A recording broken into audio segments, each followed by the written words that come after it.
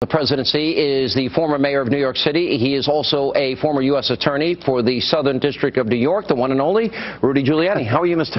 If it wasn't so serious, that'd be funny. It is very, very serious. I think it's more serious than people realize. I mean, these leaks were massive. This isn't a leak of a little piece of information or another. This is a leak of an entire program of attempting to interrupt the Iranian nuclear surge, which they're involved in. It's the leak of how we found bin Laden. A man is sitting in prison for 33 years as a result of the leaks from the Obama administration. And I think President Obama is playing a word game with us. You know, what does his mean? He's telling us the leaks don't come from the White House. Right. But when you read the articles say where the leaks come from. It says that high administration officials.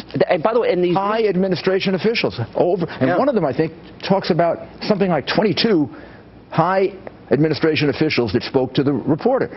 So, you know, maybe they're in the State Department, maybe they're in the CIA, but these are Obama administration people. It's his administration that's responsible for the man being in jail for 33 years.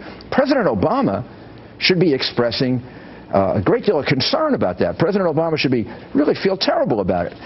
Even if he didn't do it, if he didn't order it, but if somewhere below him, some man is now in jail because the people in his administration are so desirous of making him into a superhero, which is what this is all about. This is to, you know, Obama into a superhero. Yeah, they're trying to turn Obama into a superhero. You know, he got a worm into the computer of the Iranians. He snatched bin Laden. He's got a kill list, and only he makes the decision: kill this one, kill that one, kill this one. This is outrageous. This is highly classified information. This is information that puts the lives of people in jeopardy.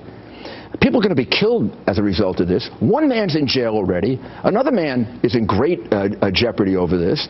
And who the heck is going to do business with us? This requires an intense investigation by a special prosecutor. When I was associated... All right, last question. When you think of how the issue of Valerie Plame, she wasn't even a covert operative. We knew who the leaker was, Richard Armitage, from the very beginning.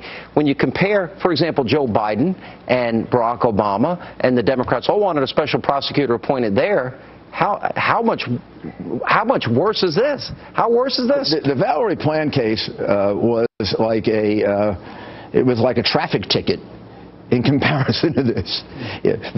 Valerie Plame wasn't a covered person in the meaning of the statute. She'd been out of any kind of covert work. If she ever did it for more than 5 years, it's a 5-year limit.